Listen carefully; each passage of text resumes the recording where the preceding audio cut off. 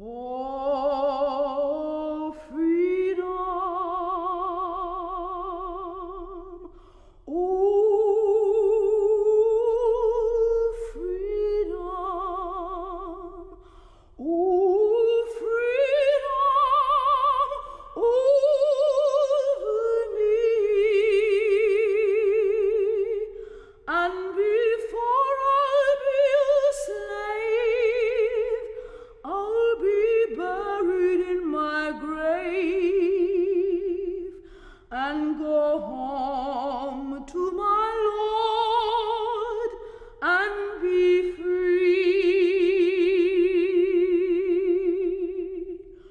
No more crying, no more crying, no more. Les années 80 s'inscrivent dans la mémoire des peuples comme un long printemps. Malgré les drames, les tragédies, l'humanité semble alors s'avancer vers une ère de liberté.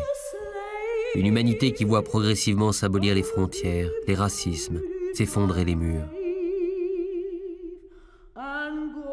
Témoin de cette époque où exiger l'impossible semble enfin réaliste, Javier Pérez de Cuéllar, 5e secrétaire général des Nations Unies.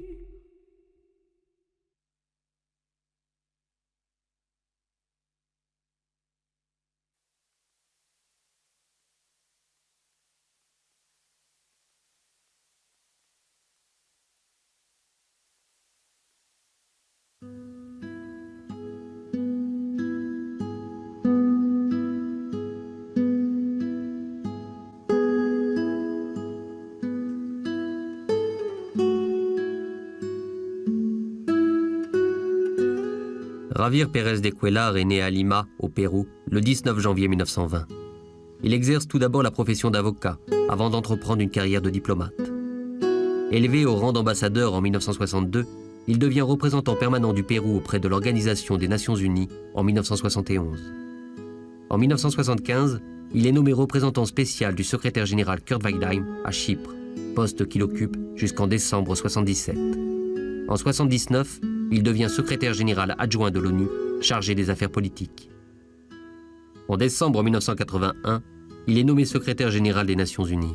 Le 1er janvier 1982, il prend ses fonctions à la tête de l'organisation. Organisation des Nations Unies qu'il juge être une irremplaçable enceinte de négociation présente dans tous les combats de notre temps, dans tous les combats pour la civilisation.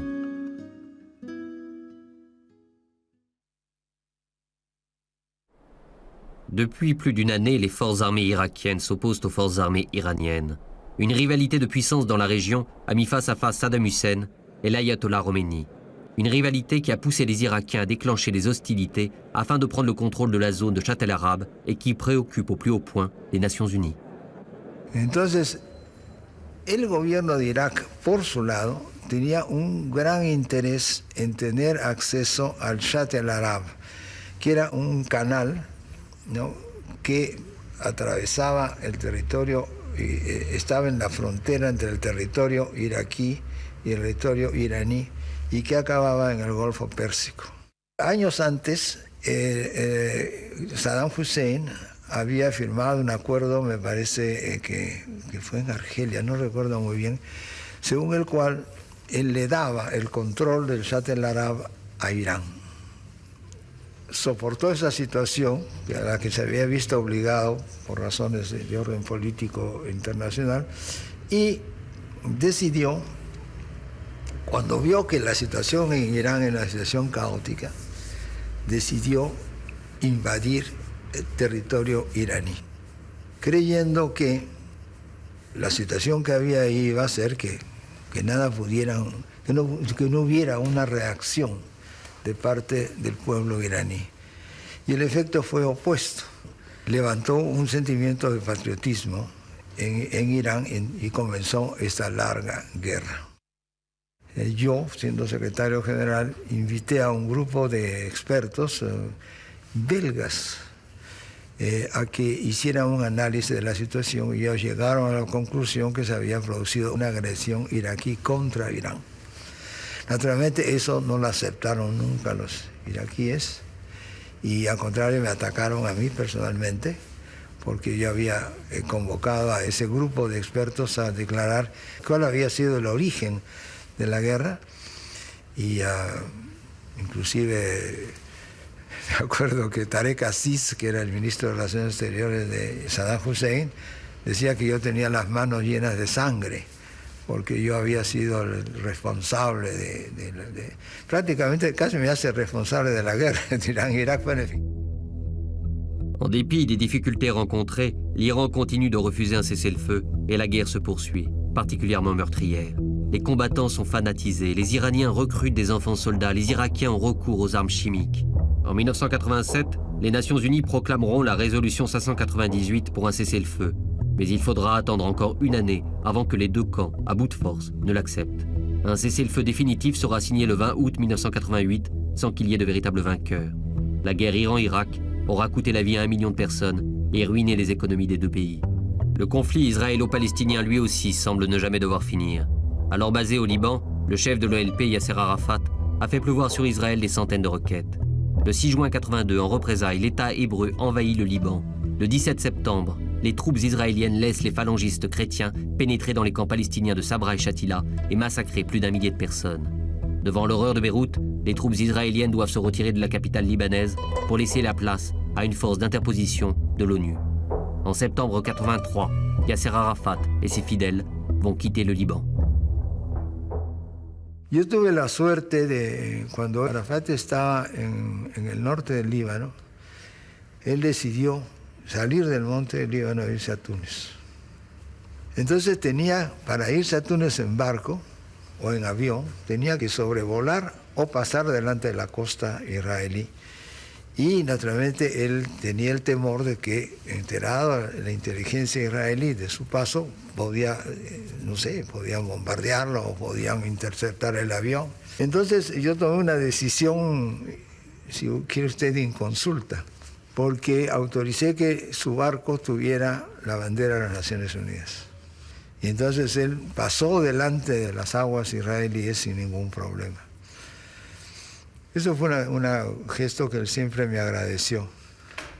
Era un hombre muy caluroso, muy efusivo, muy amable. Es decir, se había convertido en un mito, ¿no? Pero un mito que no hacía milagros. Puede ser el líder popular ideal, pero no el líder político ideal.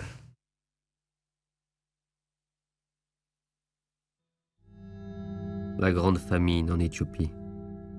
Dès le début 1984, la sonnette d'alarme est tirée par des ONG. Le gouvernement éthiopien refuse tout d'abord, pour des raisons de politique intérieure, de faire appel à l'aide internationale. Cependant, la situation est telle qu'il est impossible de nier longtemps la réalité. En octobre 1984, on parle d'un déficit céréalier de 530 000 tonnes. En novembre, on en est à 1,2 million de tonnes. Face à cette catastrophe, le gouvernement éthiopien décide de déplacer plus d'1,5 million de personnes. Ce transfert de population accroît les souffrances, les camps de réfugiés deviennent des camps de la mort. L'ONU débloque une aide alimentaire, mais les envois ont du mal à arriver à destination. Javier Pérez de Cuellar crée alors le Bureau des opérations d'urgence en Afrique pour coordonner plus efficacement les secours. Il se rend sur place avec à ses côtés son épouse. Recuerdo para mí de esas dos mujeres que tenían en sus brazos a dos niños muertos y no se habían dado cuenta que estaban muertos, habían muerto de hambre, ¿no? Eran pobres mujeres en un estado físico que lógicamente se comprendía que no podían darle a los niños el alimento.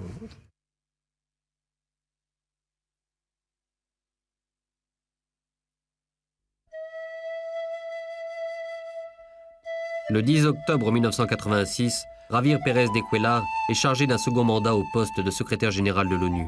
Celui-ci débute le 1er janvier 1987. Pour beaucoup, Pérez de Cuellar est l'incarnation même de ce que doit être le secrétaire général des Nations Unies, c'est-à-dire l'une des expressions de cette conscience citoyenne mondiale qui s'affirme à mesure que se démultiplient les échanges internationaux.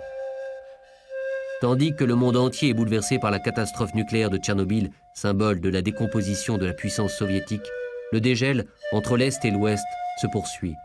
La guerre froide est bien en train de prendre fin. Le ton dans les relations diplomatiques entre les deux blocs s'en ressent évidemment. Fueron un verdadero alivio porque el fin de la Guerra Fría dio lugar a un clima profundamente diferente del que había antes en Naciones Unidas, que se reflejaba sobre todo en el Consejo de Seguridad de las Naciones Unidas. Cada año, al inicio de la Asamblea General de las Naciones Unidas, que llegaban los ministros de Relaciones Exteriores de los 5 países, miembros permanentes del Consejo de Seguridad. Entonces teníamos que organizar, en vez de un almuerzo para los 5, teníamos que organizar 3 almuerzos. Un almuerzo para los 3 occidentales, un almuerzo para los soviéticos y un almuerzo para los chinos, porque no los podíamos poner a todos en la misma mesa.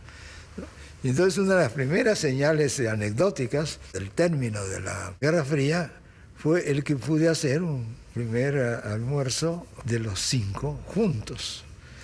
Son detalles anecdóticos, pero que son muy ilustrativos del ambiente que había entre los 5 países miembros permanentes del Consejo de Seguridad. Y luego, como creo también haberlo dicho, no sé si todavía no lo he dicho, pero luego no solamente se creó un ambiente de alivio para las Naciones Unidas, sino era prácticamente como si se abrieran simultáneamente caminos hacia la solución de los problemas. Antes de la existencia de las Naciones Unidas, la comunidad mundial no era sino una idea abstracta. Con el establecimiento de la Organización Mundial, esa idea se ha convertido en realidad. Por consiguiente, se ha dado un paso gigantesco en la evolución política de la humanidad. Pero su pleno significado solo se pondrá de manifiesto cuando los estados dejen de recurrir a la amenaza o al uso de la fuerza en sus relaciones y se adhieran firmemente a un código de conducta justo y racional, cuando los humanos se vean libres del miedo al aniquilamiento nuclear y cuando los pueblos de vastas regiones del mundo dejen de verse consignados a la desesperación que les imponen la pobreza y la ignorancia. La lucha por la paz, la justicia y la dignidad humana que se está librando en las Naciones Unidas es en gran medida la lucha de todos los pueblos del mundo. El apoyarla puede transformar reveses en repetidos éxitos. Si le brindan el leal y ferviente apoyo que sus objetivos tan enfáticamente requieren, las Naciones Unidas pueden convertirse en ese vehículo poderoso de la conciencia internacional que un mundo cuya complejidad se acrecienta necesita más que nunca. Alors que le prix Nobel de la paix est décerné aux opérations de maintien de la paix des Nations Unies, la situation continue de se détériorer au Proche-Orient. L'intifada débute au mois de décembre 1987 dans les territoires occupés où Israël a créé plus de 150 colonies d'implantation et installé 130 000 colons juifs. En novembre 88, c'est la proclamation par l'OLP d'un État palestinien. Cet État bénéficie d'un vaste mouvement de reconnaissance, mais il ne demeurera encore longtemps qu'une entité sur le papier. Tandis que l'histoire continue sa marche inéluctable, retrait des troupes soviétiques d'Afghanistan, chute du mur de Berlin, 2 grands événements d'une portée historique mondiale ont lieu sur le continent africain. La naissance d'une nouvelle Afrique du Sud, l'accession à l'indépendance de la Namibie.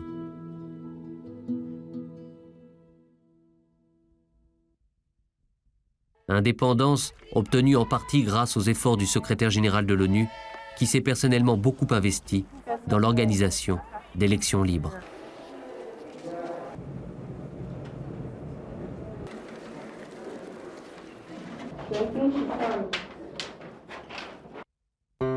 Le 2 août 1990, l'Irak a envahi le Koweït. Saddam Hussein refuse de se plier à la résolution 660 des Nations Unies exigeant le retrait des troupes irakiennes de l'Émirat. En janvier 1991, une coalition de 26 pays menée par les États-Unis se tient prête à attaquer le territoire irakien. À quelques jours de l'expiration de l'ultimatum lancé à Saddam Hussein par la Maison-Blanche, Javier Pérez de Cuellar tente une mission de la dernière chance et décide de se rendre à Bagdad, malgré les pressions américaines.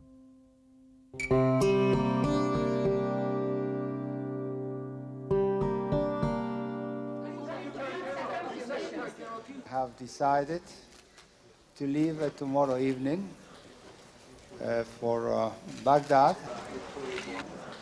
I feel that it is my moral duty as Secretary General of the United Nations, a peaceful organization, to do everything in order to avoid the worst.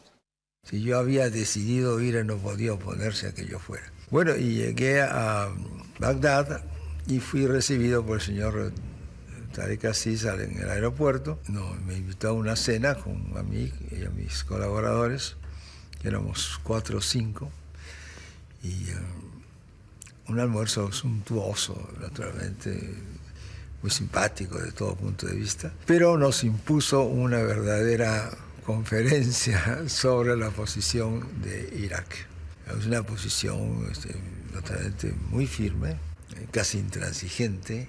Él nunca llegaba a decir lo que él sentía que le correspondía decir, porque ya teníamos acordada la que yo fuera a hablar con el señor Saddam Hussein. Después de escucharlo casi una hora en la cena, ¿no? Mientras estábamos en la cena, escucharlo durante una hora, me iba dando cuenta que la posibilidad de flexibilidad era inexistente. Sin embargo, insistí en ir en hablar con el presidente. Me dijo, sí, me dijo, el presidente lo va a recibir a usted. Entonces me instalaron en Bagdad en una magnífica casa de huéspedes, que contenía todo lo que podía imaginar, todas las bebidas que pudiera usted imaginar. Una cosa suntuosa, que estábamos, con mis colegas, y ahí pasamos la noche, y al día siguiente era la cita con el presidente de Saddam Hussein.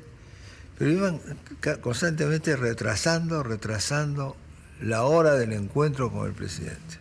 Bueno, hasta que a eso de las 8 de la noche, 9 de la noche, me recibió el señor Saddam Hussein y comenzó la conversación en la cual yo le dije a lo que venía, le expuse Claro, lo que yo le podía ofrecer no era gran cosa, era una cosa parecida, muy parecida, como no podía ser de otra manera, a lo que le ofrecían la coalición encabezada por los Estados Unidos, pero añadiéndole, como le acabo de decir, ¿no?, la posibilidad de que las Naciones Unidas ejerzan sus buenos oficios, que las Naciones Unidas desplieguen fuerzas de mantenimiento de la paz. Y entonces llegó un momento en que entonces él produjo, él presentó un mapa y sostenía que los ingleses habían creado artificialmente el estado de Kuwait para quitarle a Irak pozos petrolíferos muy ricos.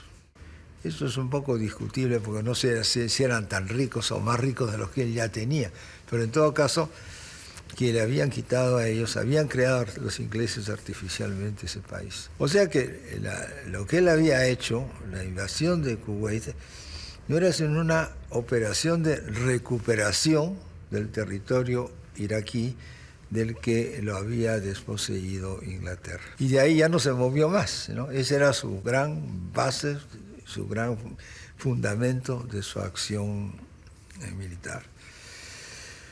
Entonces, en la conversación le dije yo algo que a ver si lo podía emocionar. Le decía, señor presidente, y le dije, usted es un militar, estaba vestido de militar, usted es un militar y usted sabe que tiene usted en la frontera de su país la fuerza militar más grande que ha habido probablemente en la historia. Me dijo, yo no soy militar, yo soy abogado, me dijo. Entonces yo aproveché y le dije, yo también. Y como abogado, ¿qué le parece si llevamos su problema a la Corte Internacional de Justicia? Y ahí podríamos encontrar tal vez una solución. Entonces no me contestó nada, molesto, probablemente de que se dio cuenta que había sido un error de su parte el decir que yo no soy militar, soy abogado, porque además no era cierto que era abogado. Bueno, y después de discusiones en las que naturalmente yo le expuse lo que yo le ofrecía, que le acabo de decir, nos despedimos porque no teníamos nada que hablar. Y estaban presentes en la reunión Tariq Aziz, pero separados, ¿no?, como si fueran pequeños secretarios, ¿no? Nos daba la impresión de que eran los ministros. Yo había tenido el cuidado de escribir en un papelito los puntos que debía mencionar para no olvidarme. y lo tenía en la mano, y entonces fue muy descortés el intérprete, entonces me quitó el papelito de la mano para poder traducir bien lo que yo estaba diciendo. Seguramente no entendió muy bien. Y bueno, entonces nos despedimos, y en la puerta, él muy amable, eso sí, siempre muy cortés. Me dijo: señor secretario general, venga usted por favor con nuevas ideas y será usted siempre bien recibido. Entonces yo le dije: señor presidente, toda nueva idea mía tiene que comenzar con el retiro definitivo de las fuerzas iraquíes de Kuwait. Bien évidemment, les forces irakiennes ne se retireront pas. Le 17 janvier 1991, les États-Unis et leurs alliés entrent en guerre contre l'Irak. Après un mois de bombardement, la coalition pénètre sur le territoire irakien ainsi qu'au Koweït. Saddam Hussein, vaincu, consent à négocier. Un cessez-le-feu définitif est adopté quelques semaines plus tard par les Nations Unies. Le Koweït est libéré. Cette libération est une victoire pour l'administration américaine, plus particulièrement pour le président George Bush, qui a su mener cette guerre dans le cadre des Nations Unies. George Bush père, qui déclare alors à quelqu'un lui demandant pourquoi il n'a pas laissé ses troupes aller jusqu'à la capitale irakienne, seul un fou aurait pu décider de prendre Bagdad au risque de déstabiliser et d'embraser pour longtemps la région.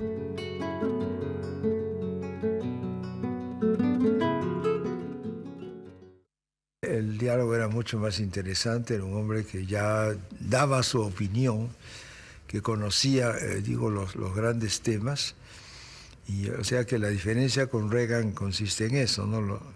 En que él sí tenía conocimiento de los temas internacionales, y por ejemplo en la primera guerra del Golfo fue lo suficientemente paciente y lo suficientemente buen diplomático como para lograr que esa guerra del Golfo, la primera guerra del Golfo, fuera aprobada por el Consejo de Seguridad de las Naciones Unidas con la abstención de China, lo que prueba la habilidad política de los chinos, y bueno, el voto en contra de Cuba y de Yemen. Él logró que esa primera guerra fuera una guerra que estaba dentro de las reglas de juego que ha establecido las Naciones Unidas. Pero sin embargo, no era una guerra de las Naciones Unidas, porque en ningún momento ninguno de los oficiales o soldados que participaron en esa guerra tenía cascos azules, que las fuerzas de Naciones Unidas de mantenimiento de la paz son siempre las que tienen casco azul.